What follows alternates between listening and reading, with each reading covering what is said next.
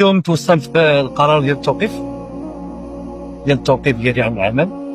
واش صدقوني الا قلت لكم استاذ مغربي وقفوا على الخدمه غير حيت قال الحقيقه، ما سب حتى واحد، ما دعا لا للعنف لا للفوضى، غير عبر على رايه في تيك توك وقال الواقع ديال تعليم الجيل ديال دابا.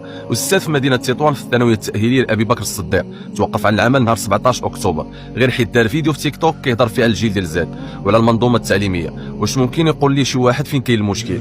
الاستاذ ما حرضش على العنف، ما دعا للتجمهر ولا لاي تجاوز، غير عبر على رايه وتكلم بطريقه راقيه ومحترمه بزاف. وقال كمثال منين كنا كنطلبوا من المسؤولين يعطونا وسائل باش نحيدوا العنف المدرسي جاوبونا وقالوا ديروا البسانه، يعني العقوبات البديله. ومن بعد تساءل بكل منطق علاش ما كيطبقوش هذه البسانه حتى لبعض التلاميذ اللي كيتظاهروا وكيخربوا. كلامه كان هادئ ومنطقي وكيعبر على المعاناه ديال بزاف الاساتذه، ومع ذلك تفاجأ بقرار توقيفه عن العمل. هنا كنطرحوا السؤال الكبير، فين وصلت حريه التعبير؟ الى الاستاذ غير عبر على الراي ديالو باحترام فعلاش غادي يتعاقب؟ واش حريه الكلمه ولات خطر على مولاها؟ واش الاستاذ اللي كيحاول يصلح ويحكي الواقع ديالو كيستاهل يتوقف؟